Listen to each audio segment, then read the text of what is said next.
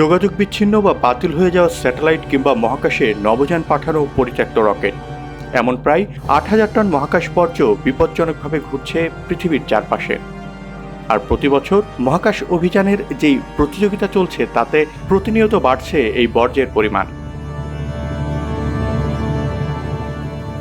বাড়তে বাড়তে এমন অবস্থায় পৌঁছেছে যে এখনই এসব বর্জ্য অপসারণের সঠিক পদক্ষেপ না নেওয়া হলে মহাশূন্য অভিযান কয়েক শতকের জন্য বন্ধ হয়ে যেতে পারে।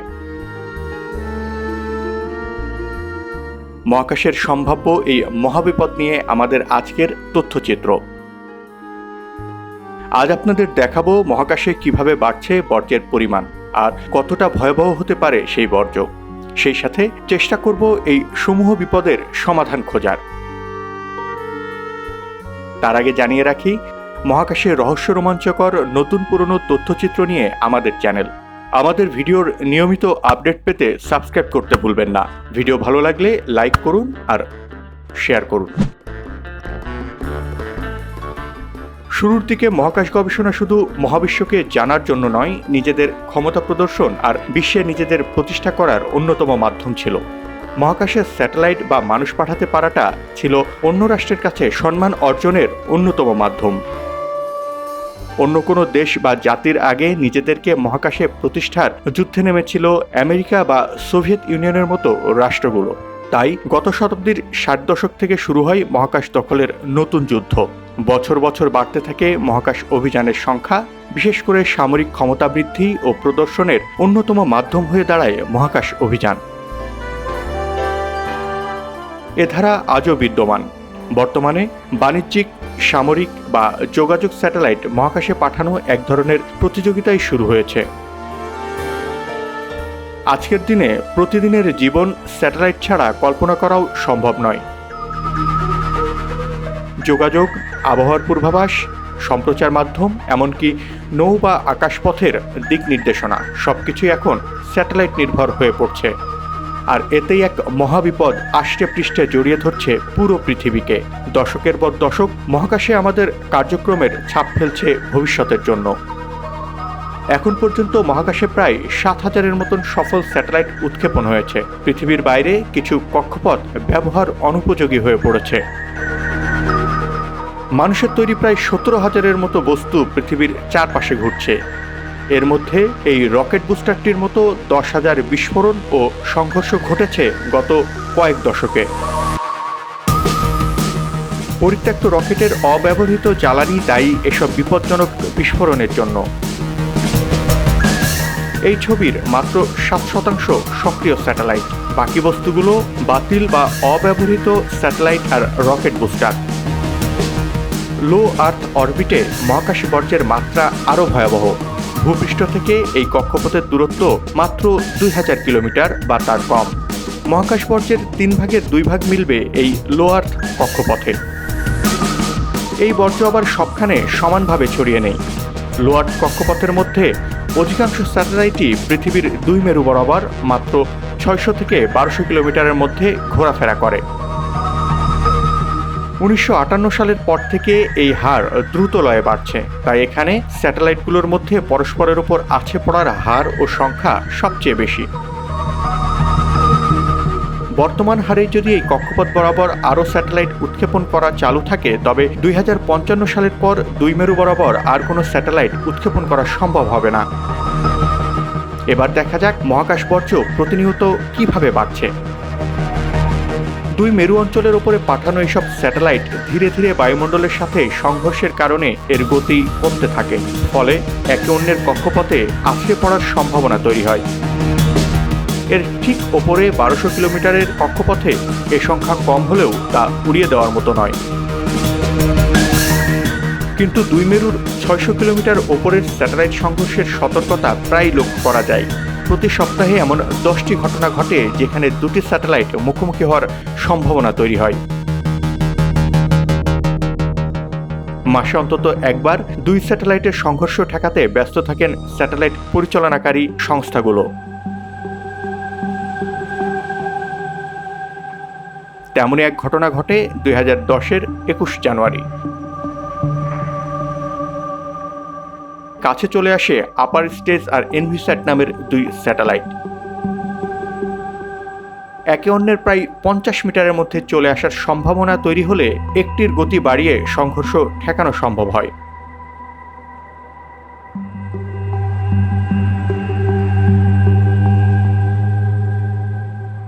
তবে এই দুই স্যাটেলাইটের মতন মহাকাশে ভাসতে থাকা সব বর্জ্যগুলো কিন্তু পৃথিবীতে বসে নিয়ন্ত্রণ করা সম্ভব নয়।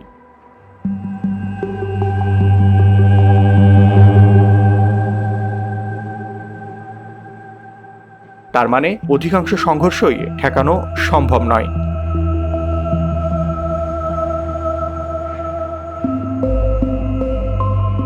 যেমনটা হয়েছিল 2009 সালের 10 ফেব্রুয়ারি। রাশিয়ার পরিত্যক্ত স্যাটেলাইটের সাথে যুক্তরাষ্ট্রের সক্রিয় ইরিডিয়াম বাণিজ্যিক স্যাটেলাইটের সংঘর্ষ হয়। প্রায় 42,000 কিলোমিটার প্রতি ঘন্টায় আছড়ে পড়ে একে অন্যের ওপর। আর এতে প্রায় 20,000-এর মতো মহাকাশ বর্জ্যের টুকরো ছড়িয়ে পড়ে লোয়ার আর্থ অরবিটে।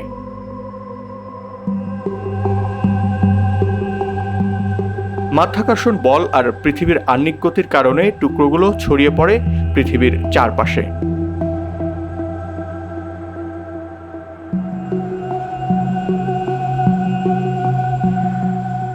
আর দুই মেরুর ওপর এখন পর্যন্ত মহাকাশের বিভীষিকা হয়ে ঘুরছে ওই বর্জ্যগুলো, যা অন্য যে কোনো স্যাটেলাইটকে আবার ধ্বংস করার ক্ষমতা রাখে।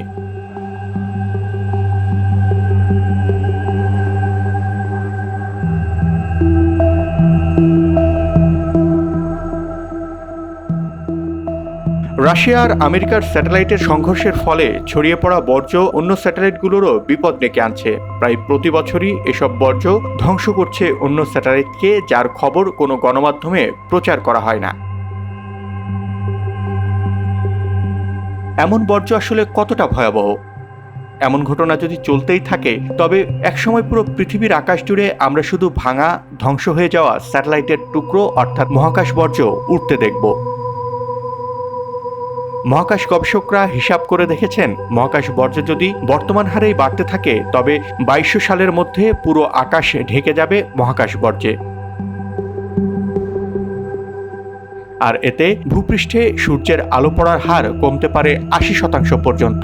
সেই সাথে 200 বছরের জন্য বন্ধ হয়ে যাবে মহাকাশে যে কোনো প্রকারের অভিযান বা স্যাটেলাইট উৎক্ষেপণ। তাহলে সমাধান কি?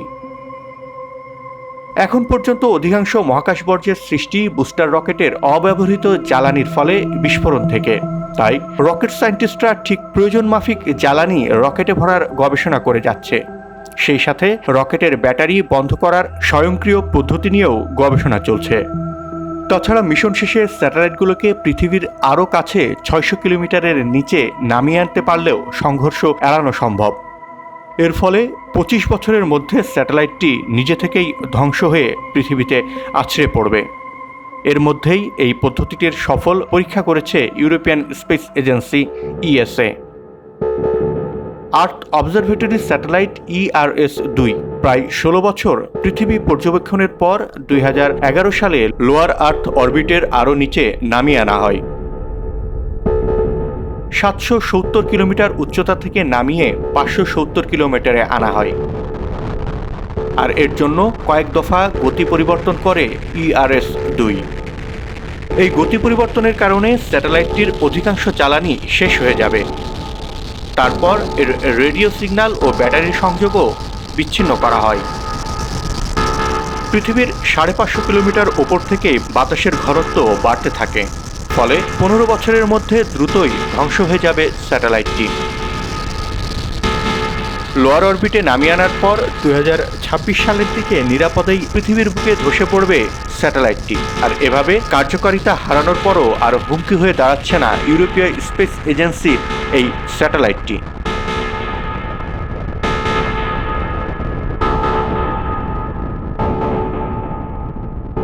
মহাকাশ গবেষণা সংস্থাগুলো হিসাব করে দেখেছে, এই একই পদ্ধতি অন্য স্যাটেলাইটগুলোর ক্ষেত্রে ব্যবহার করা হলে লোয়ার আর্থ অরবিটের মহাকাশ বর্জ্য প্রায় 90% পর্যন্ত কমিয়ে আনা সম্ভব, যার ফলে 2200 সালের পরও বাধা থাকবে না সূর্যের আলো বা মহাকাশে নতুন নভোযান পাঠানোর ক্ষেত্রে।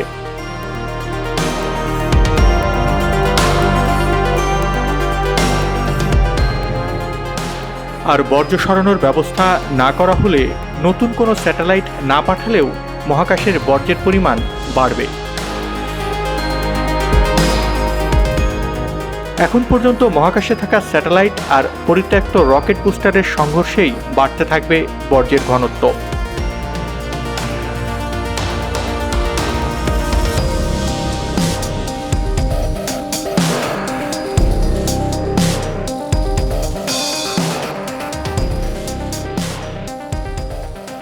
অর্থাৎ বর্জ্য কমাতে কাজ শেষে আবার পৃথিবীর বুকে স্যাটেলাইটটিকে ফিরিয়ে আনাই এখন পর্যন্ত সবচেয়ে নিরাপদ সমাধান। তবে এটাও অনেক কঠিন ও ব্যয়বহুল পদ্ধতি। এর জন্য কোন স্যাটেলাইটকে আগে সরিয়ে আনতে হবে সেটা বিবেচনা জরুরি। অরবিট, ভর আর দীর্ঘস্থায়িত্ব এমন অনেক হিসাব নিকাশের পর নিতে হবে কোন উচ্চতার স্যাটেলাইটগুলো আগে মহাকাশ থেকে সরিয়ে আনা সম্ভব।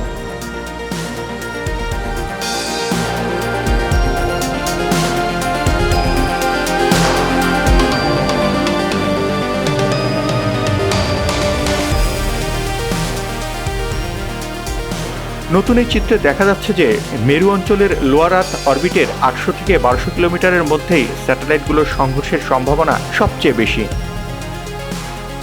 সব ধরনের নিরাপত্তা ব্যবস্থা নেওয়ার পরও এই উচ্চতা থেকেই পৃথিবীর চারপাশে ঘুরতে থাকা স্যাটেলাইটগুলো বেশিরভাগ সময় একে অন্যের উপর আছড়ে পড়ছে। তাই স্যাটেলাইটের সংঘর্ষ ঠেকিয়ে বর্জ্য কমাতে হলে এই কক্ষপথেই বিশেষ নজর দিতে হবে মহাকাশ গবেষণা সংস্থাগুলোকে। স্যাটেলাইটের সংঘর্ষের পর সবচেয়ে বড় বিপদ ডেকে আনে ভারী বস্তুগুলো। তাই বাতিল স্যাটেলাইটের ভারী অংশগুলো অপসারণ করতে হবে সবার আগে। হিসাবে দেখা যাচ্ছে মহাকাশ বর্জ্য সরিয়ে ফেলার সঠিক পদক্ষেপ সময় মতো নেওয়া হলে আগামী 200 বছরেও এই বর্জ্য কোনো হুমকি হয়ে দাঁড়াবে না। এর সম্ভাব্য কয়েকটি উপায়ও আবিষ্কার করেছেন মহাকাশ প্রকৌশলীরা।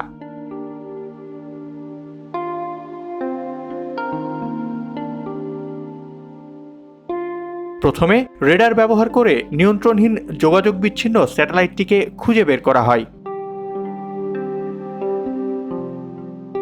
পরের ধাপে রোবট পাঠিয়ে মাপা হবে স্যাটেলাইটটির আকার, ভর।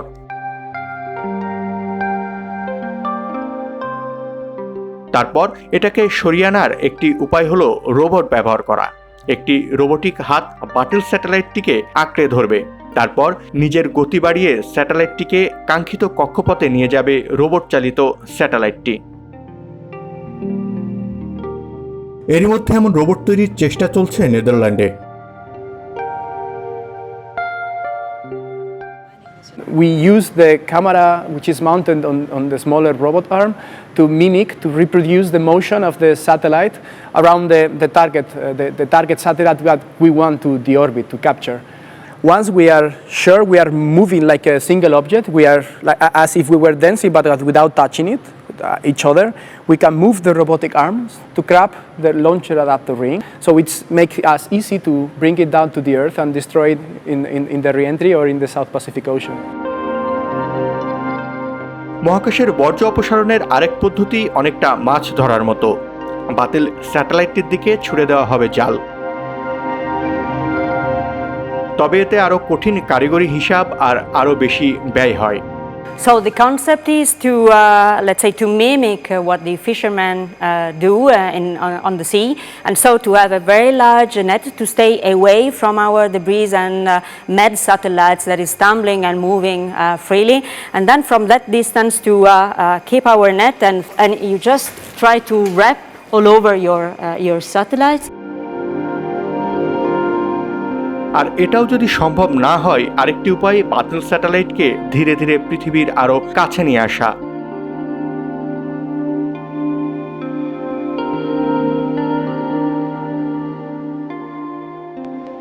সলিড রকেট মোটর যুক্ত করে স্যাটেলাইটের গতি বাড়ানো কমানো সম্ভব, যাতে সেটি পৃথিবীর আরো কাছে আসে। মাধ্যাকর্ষণ বলের কারণে একসময় নিজে থেকেই ভেঙে পড়বে স্যাটেলাইটটি। এখানেই শেষ নয়, চাইলে স্যাটেলাইটে মহাজাগতিক পাল ব্যবহার করে এর গতি কমিয়ে আনা সম্ভব।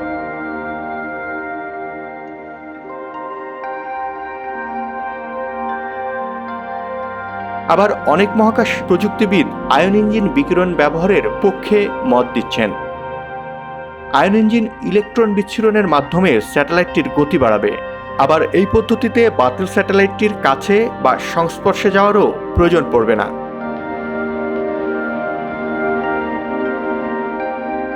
আন্তর্জাতিক মহাকাশ আইন অনুসারে স্যাটেলাইট কার্যকারিতা হারালেও তার দায়িত্ব মালিককেই নিতে হবে।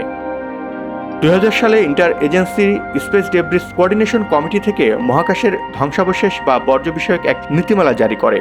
এতে বলা হয়, স্যাটেলাইটগুলোর কাজ শেষ হওয়ার পর সেগুলোর জ্বালানি অপসারণ করে নিষ্ক্রিয় করে ফেলতে হবে। তাদের পক্ষ থেকে এটাও পরামর্শ দেওয়া হয় স্যাটেলাইটকে বায়ুমণ্ডলের গভীরে রেখে আসতে। এতে 25 বছরের মধ্যে স্যাটেলাইটটি পুড়ে যাবে অথবা ভেঙে যাবে। কিন্তু এখন পর্যন্ত কেবল অর্ধেক স্যাটেলাইট মিশনের ক্ষেত্রেই সে নিয়ম মানা হয়েছে। মহাকাশের বর্জ্য অপসারণের জন্য যেই পদ্ধতি নেওয়া হোক না কেন, দ্রুত এর সমাধান বের করতে না পারলে হয়তো আর কয়েক বছর পরেই পৃথিবীর চারপাশে ঘিরে থাকবে শুধু মহাকাশ বর্জ্য। তখন আর রকেট উৎক্ষেপণের সুযোগ থাকবে না। 200 বছর বন্ধ হয়ে যেতে পারে মহাকাশ গবেষণা। তবে আশার আলো দেখাচ্ছে নতুন প্রযুক্তি। মহাকাশের নতুন সেসব প্রযুক্তি নিয়ে আরও রহস্য রোমাঞ্চকর নতুন কোনো তথ্যচিত্র নিয়ে শিগগিরই হাজির হব আপনাদের সামনে। আজ এ পর্যন্তই। সেই সব তথ্যচিত্রের আপডেট পেতে সাবস্ক্রাইব করতে ভুলবেন না। সাথে থাকার জন্য ধন্যবাদ।